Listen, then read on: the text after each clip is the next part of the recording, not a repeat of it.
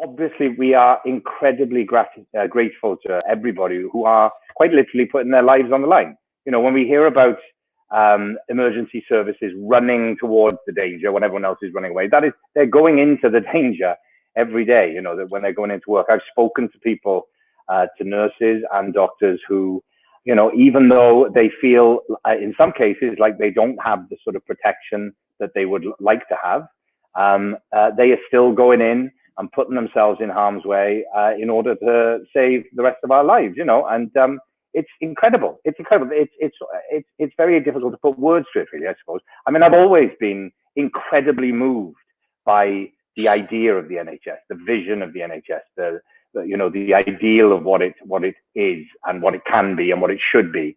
But to see what's happening during this pandemic is it's unbelievable. I think it'll take a long time for us to be able to process what people are doing. You know, not just people in the hospitals, you know, in the NHS, but people, you know, on the front line in all kinds of places, in women's refuges, in hospices, in care homes, in prisons, in, you know, in homeless shelters, all kinds of people who are absolutely on the front line of this.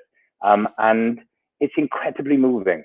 And like I say, I think it'll take a very long time for us to actually process what has been done, what is being done, and how much we have to thank people for, really. And part of that gratitude and part of that love and admiration has to be to speak up for people, to make sure that they are doing the work they're doing in a safe context, that they are themselves protected.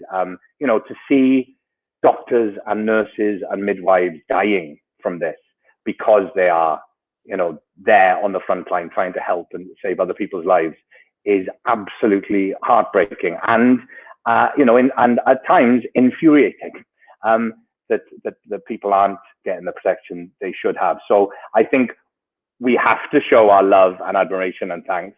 And part of doing that is by vocally going out there on the doorsteps and banging pots and pans and whistling and clapping. But another part of it is to keep shouting and raising our voices and saying, these people must be looked after, they must be protected.